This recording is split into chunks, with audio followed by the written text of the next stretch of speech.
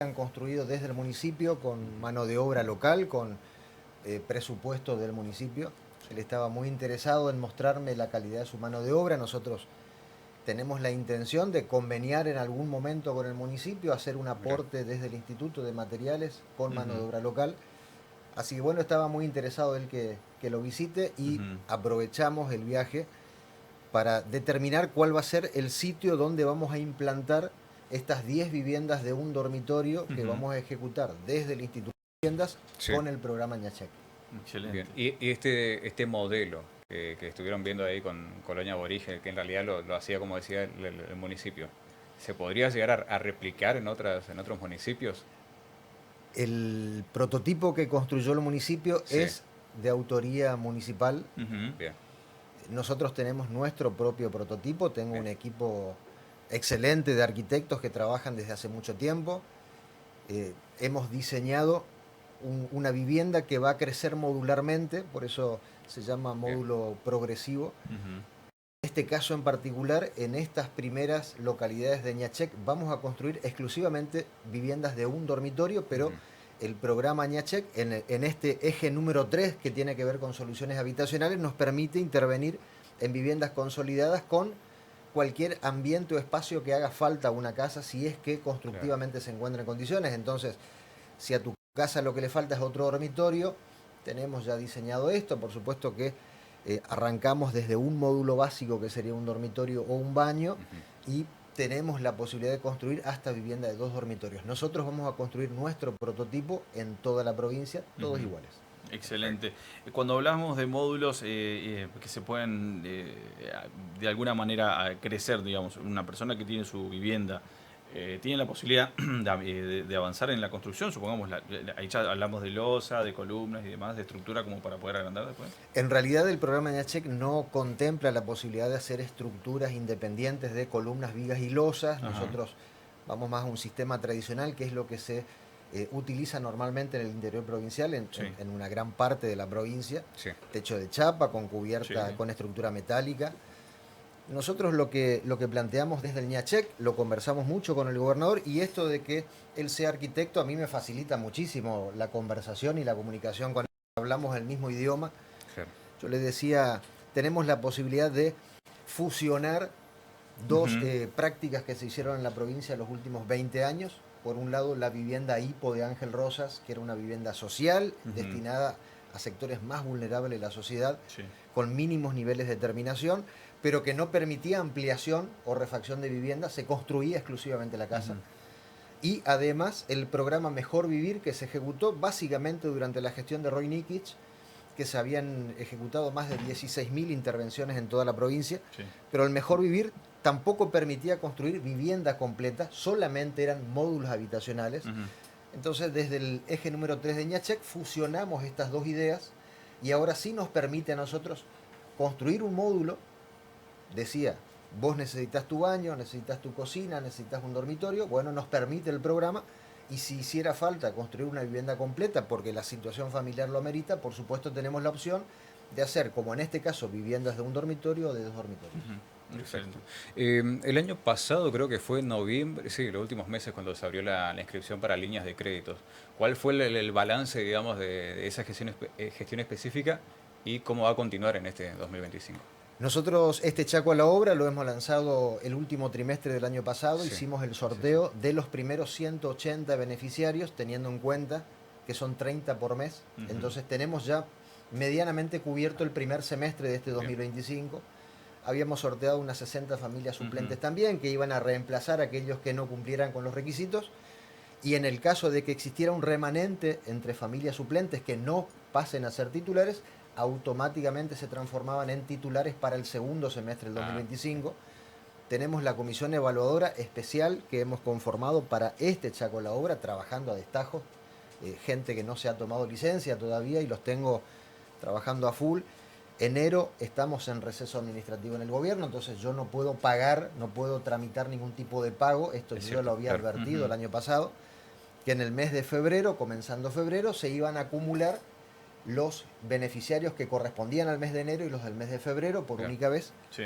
Pero bueno, estamos haciendo este análisis, estamos en comunicación permanente con los vecinos, porque Una vez que vos fuiste sorteado, venía una segunda etapa de presentación de documentación que tenía que ver con contame qué vas a hacer.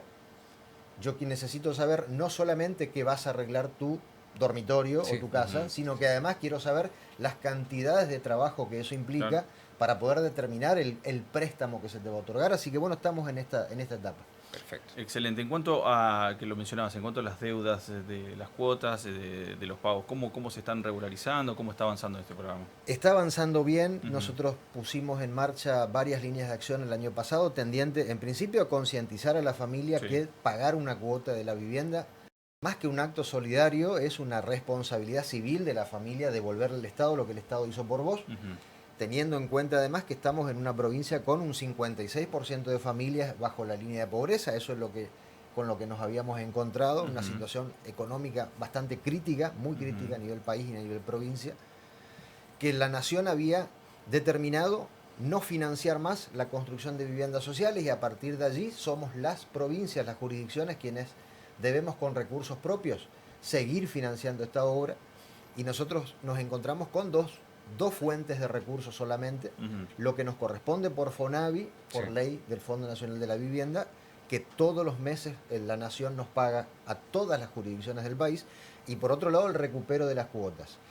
Nosotros en diciembre del 2023, recuerdo, habíamos tenido solamente 27 millones de ingresos por pago de cuotas de viviendas que se cobraban menos de 1.000 pesos en algún caso.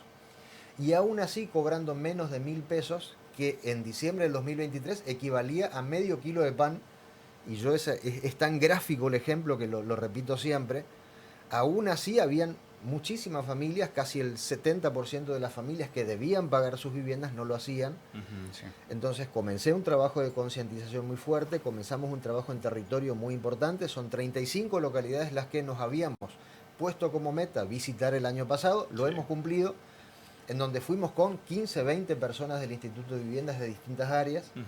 Hacíamos actualización de información de aquellas familias que siguen esperando su vivienda, pero también salimos a buscar en barrios del Instituto de Viviendas, donde teníamos una alta tasa de morosidad, Sí. a buscar a esas familias para tratar de encontrar algún camino que nos permita Claro. regularizar la situación. Pero además también hicimos una readecuación del valor de la cuota. Yo lo dije en muchas oportunidades, construir una vivienda de las características que hoy tiene una familia cuestan 65 millones de pesos. Y si yo necesito recaudar para poder seguir ayudando a otras familias, la cuota no puede ser 1.000 pesos, porque la verdad que es una locura. No, Totalmente. Hicimos un trabajo, tuvimos muy buena repercusión, hemos logrado ya llegar casi al 50-60% del padrón, Ujú. pero el problema más grave no es solamente el 40% de las familias que todavía hoy no pagan. El problema más grave es que encontramos casi 100 barrios, poco más de 100 barrios en toda la provincia, construidas por el Instituto de Viviendas, que por alguna razón no Ujú. están registrados Claro. como contribuyentes del instituto. En definitiva, tenemos todo este 2025 todavía Claro. para terminar esa obra desde lo administrativo, Sí, cerrarla y comenzar a cobrar esas cuotas. Hay algo que recuerdo de otras entrevistas, Berecoche, que tenía que ver con viviendas que habían sido entregadas, pero faltaba la instalación de servicios básicos y demás. ¿Cómo están en ese sentido? ¿Pudieron equilibrarlo, digamos? Mira, el año pasado fue un año de ordenar. Sí. Faltó que nos tatuemos en el brazo para no olvidarlo, pero efectivamente fue un año de ordenar. Y en esto de ordenar teníamos que, en función a los recursos que eran muy escasos que tenía el organismo, comenzar a resolver este tipo de problemáticas. Claro. No solamente que la obra esté paralizada, sino que además tenía el agravante de familias que estaban viviendo sin Ujú. tener los servicios básicos esenciales allí. Más de 800 familias habíamos detectado en toda la provincia que fueron obligadas a ingresar. Yo recuerdo siempre esto, porque los habían amenazado en el acta de ocupación. En un párrafo decía, si en 10 días de recibida el acta no ocupás la casa, perdés el derecho a tener la vivienda. Muchas familias en la desesperación ingresaron a esas casas. Claro.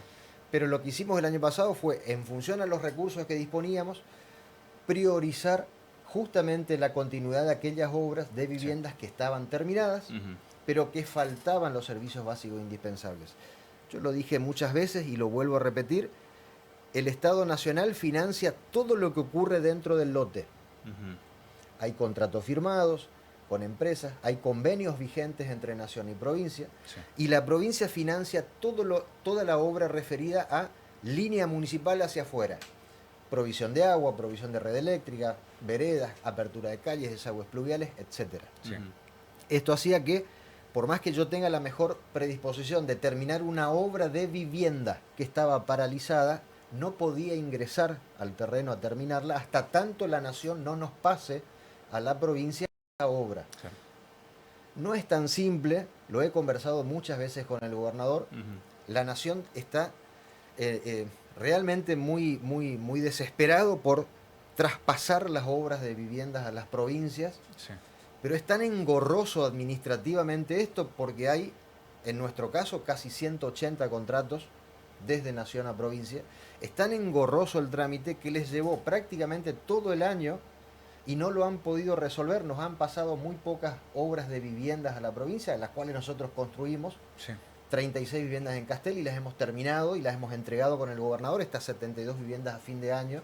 Viviendas en Concepción del Bermejo que hemos entregado 8, ahora estamos pronto a entregar otras 6 y otras 6 más si Dios quiere dentro de 2 meses, porque los recursos económicos que disponemos nos obligan a segmentar la obra. Me encantaría terminar todas las viviendas de Concepción del Bermejo en el mismo momento, Claro. pero presupuestariamente no lo puedo hacer, tenemos que trabajar por etapas. Yo creo que nos va a llevar gran parte de este primer semestre, todavía esta negociación con Nación, con un agravante que tiene que ver con esta decisión del Poder Ejecutivo Nacional de eliminar la Secretaría de Vivienda de Nación. Están en ese proceso. Sí. Yo estoy esperando, en cualquier momento va a publicarse la resolución del Ejecutivo disolviendo la Secretaría de Vivienda de Nación. Y eso, por supuesto, que complica mucho más terminar estos trámites. Sí, eso en cuestión de es algo que se espera también, Sí. es algo que realmente pasaría. Mencionaba recién el valor de lo que estimativamente sale una vivienda, ¿no? Unos 65 millones de pesos. Pensaba yo, si es que, me imagino, como arquitecto constantemente también se está evaluando cuál es la mejor manera de lograr una construcción en menos tiempo, pero también optimizando los recursos. Se llegó a la construcción en seco, vemos que en algunos lugares se hacen módulos quizás ensamblables. Bueno, en China lo trabajan de esa manera. Estados Unidos opta por la madera, ¿no? Son estructuras de madera. Acá, específicamente en el Chaco, ¿no? Se estudia a ver cuáles serían las vías óptimas. Me imagino que sí. Mira, nosotros lo hemos estudiado mucho en el instituto. Personalmente lo estudié cuando era maestrando. Me falta solamente la tesis para ser magíster en vivienda social. Lo hemos estudiado mucho. Soy docente de la Facultad de Arquitectura hace 22 años. Así que también es una temática que se trabaja en la facultad. Esto de incorporar tecnología nueva y nuevos sistemas constructivos a nuestras provincias. Nosotros tenemos un gran problema aquí en Resistencia que tiene que ver con la idiosincrasia del vecino respecto al sistema constructivo adoptado. Por ejemplo, el sistema steel frame, el sistema de madera, Sí. Cualquier cosa que no sea un ladrillo común o cerámico, para la gente no es un sistema constructivo que sea perdurable en el tiempo, es de baja calidad. Cierto, sí. Hay mucho preconcepto todavía que tenemos que, por supuesto, seguir trabajando para cambiar eso, porque además te agrego algo más. Desde hace unos años esta parte se está construyendo mucho en la actividad privada con contenedores, También, sí. con es contenedores cierto. de carga. Sí. Es el ejemplo que se ha inaugurado hace poquito en el Parque La Democracia, Claro. este Un destacamento. este destacamento policial. Sí. Y la verdad que sinceramente es una solución espectacular porque eso sí es rápido. Los contenedores no son económicos, pero es un sistema rápido de reacondicionarlo, ponerlo, se implanta en el terreno, se resolvió el problema. Ahora, después hay que salir a convencer a la gente y explicar que este es un sistema tan válido como el ladrillo común Claro. del obrero. Nosotros intentamos desde el Instituto de Viviendas, yo trabajo hace 20 años allí, se ha hecho intentos de incorporar tecnología de madera, que en Misiones, por ejemplo, es el sistema constructivo por excelencia, casas de madera. En la Patagonia Argentina es el sistema cierto, constructivo por excelencia, y sin embargo no ha sido bien recibido y se terminó decidiendo, bueno, trabajemos nomás con los ladrillos. Ladrillo. Hay tantos sistemas nuevos, ¿no? Lo mencionas. Uno ve hasta incluso casas impresas con Exacto. impresas con Impresoras 3D. impresoras 3D con cemento, digamos. Estamos lejísimos a pensar en algo así para el país. Ni siquiera me refiero al Chaco, para el país. Yo creo que sí. Sí. Estamos muy lejos de eso todavía. Son sistemas que requieren de una inversión muy, muy importante para poder recién iniciar el proceso constructivo. Me encantaría tener una impresora 3D y te hago 70.000 viviendas en 2 meses. Porque encima Claro. no solamente Pero es irreal. es rápido, sino que también los costos son muchísimo más Sí, de baratos. todos modos, cada sistema tiene sus pros y sus contras. Sí, No existe uno mejor que otro. En un espacio ideal, siempre el lugar donde vos estás construyendo te está condicionando de alguna manera cuál es el sistema que vas a utilizar, porque tenés que ver con la tramitancia térmica. No es lo mismo Claro. construir allá en Sausalito que construir en Tucumán. claro.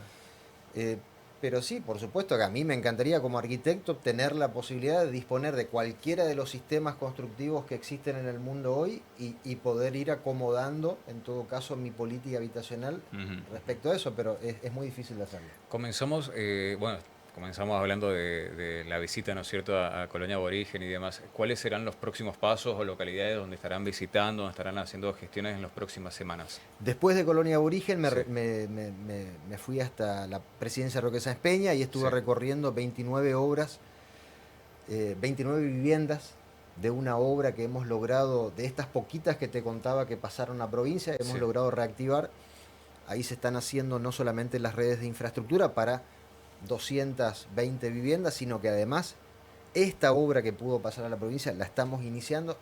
Yo estimo que en los próximos meses la estamos entregando, con lo cual vamos a hacer un sorteo también de familias allí. Por Ujú, esto claro. fue esta comunicación de los últimos días que sacamos pidiendo a las localidades de Sáenz Peña y Tacopozo que actualicen la información, y la habíamos dado como plazo el último día del mes de febrero. Ujú, ujú. Eh, Fui a recorrer esa obra, fui a recorrer la obra en Sáenz Peña de los Ujú. 2 edificios de departamentos, son 32 departamentos en total, que hemos logrado reactivar, que tenía una deuda muy importante con la empresa constructora. Bueno, la hemos saldado, fue una prioridad el año pasado retomar esa obra. Claro. También en los próximos meses, si Dios quiere, la vamos a estar entregando. Les va a gustar la obra, es una obra muy linda. El diseño es de una empresa, pero conozco a la arquitecta que diseñó y la verdad Bien. que es excelente profesional. Recorriendo la delegación y por supuesto vamos a continuar recorriendo la provincia. Me quedan 35 localidades este año Ujú. que no visitamos el año pasado, que las vamos a visitar. Por último, Fernando, que mencionabas Sáenz Peña y lugares que ya han sido noticia por una situación compleja que es la ocupación ilegal, ¿no? Por supuesto. ¿Cómo se encuentran ahora? ¿Cómo se está trabajando para prevenirlo? Me imagino que también se está reforzando el sistema de seguridad, ¿no? Es así, solo hizo falta la decisión política del gobernador de no permitir usurpaciones en la provincia, la tomó desde el primer día, y esto hizo que lo que era una práctica habitual aquí, que un movimiento social ingrese a un predio y se quede con las viviendas, y se hacían las denuncias de desalojo, y las denuncias, el proceso podía demorar años, y estas familias terminaban apropiándose de la casa y en definitiva se les terminaba después entregando la casa a esta gente que no cumplía con los requisitos para estar allí y que lo habían adquirido la vivienda de manera irregular, porque meterse a una propiedad es un delito. Sí. Es un delito y hay una denuncia y hay que judicializar, y que mientras esté judicializado el instituto está esperando la resolución del juez, no podemos accionar. Ujú. Pero hacía falta la decisión política, el gobernador la tomó. Hemos tenido solamente 3-4 intentos de usurpación. En Quitilipi fue el más grande, con unas 200 personas que a mitad del año pasado se habían intrusado la obra. Creo que estuvieron 4 horas adentro del predio y logramos desalojarlos gracias a la colaboración de la policía, por supuesto, Bien. al intendente Quitito Lobey, que también se puso al frente en ese momento. Pero ya no se permiten usurpaciones. Tuvimos algunos intentos también en General San Martín. Tenemos custodia policial que la paga el Instituto de Viviendas, que no es gratis, los adicionales se pagan. Sí. Pero hay algunos intentos muy esporádicos, pero no hemos tenido ninguna usurpación efectiva que se haya quedado en la vivienda desde que inició la gestión. Ujú. Perfecto. Fernando, muchas gracias por tu tiempo, por